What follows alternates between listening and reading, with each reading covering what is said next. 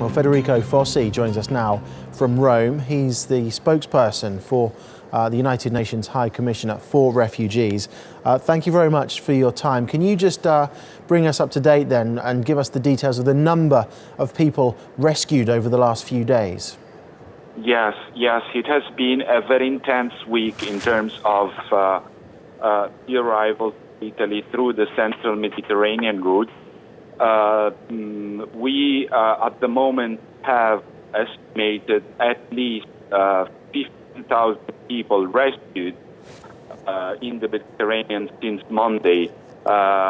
We have to register a huge effort by the Italian Coast Guard to coordinate the search and rescue operation, but many other vessels participate in the rescue, the EU Naval Force Operation Sofia, as well as the Italian Navy.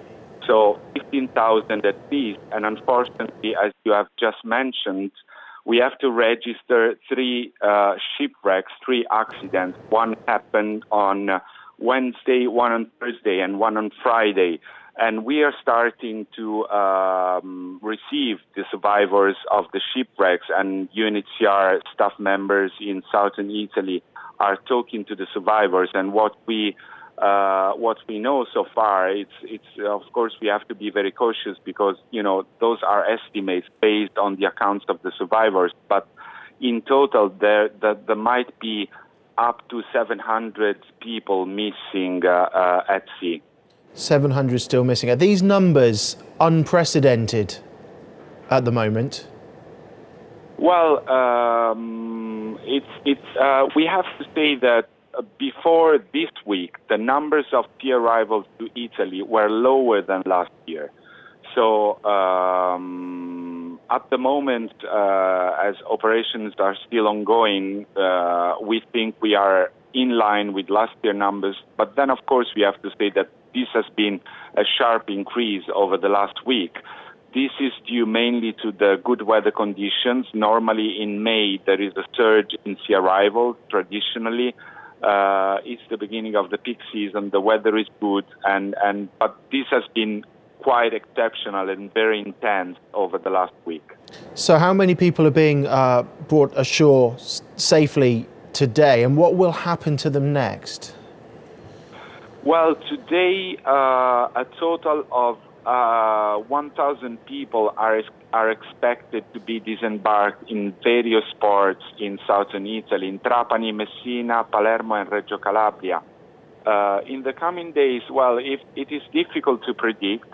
We will have to wait and closely monitor the situation. As I have said, this has been quite an exceptional week. And of course, with such an intense number of sea arrivals, there were many difficulties, both in terms of search and rescue, because no matter how the effort made by all the actors involved in the Mediterranean, unfortunately, we have seen it is very easy and quick that incidents occur. Then, of course, there is a big effort on the reception side, Italian territory, and those big numbers pose big challenges in terms of course, assisting these people, register and then transfer migrants and refugees to reception centers nationwide. And where are the majority of these people coming from? And considering where they're coming from, what needs to be done, do you think, to try and either stop this or limit the numbers of people making that journey?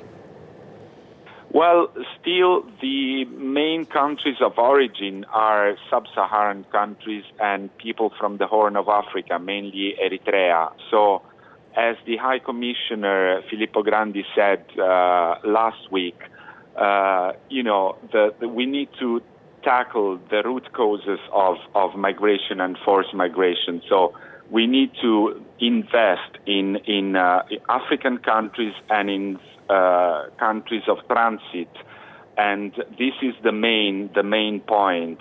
Then, of course, we have to intensify the search and rescue, and I want to underline again the big work of the Italian Coast Guard.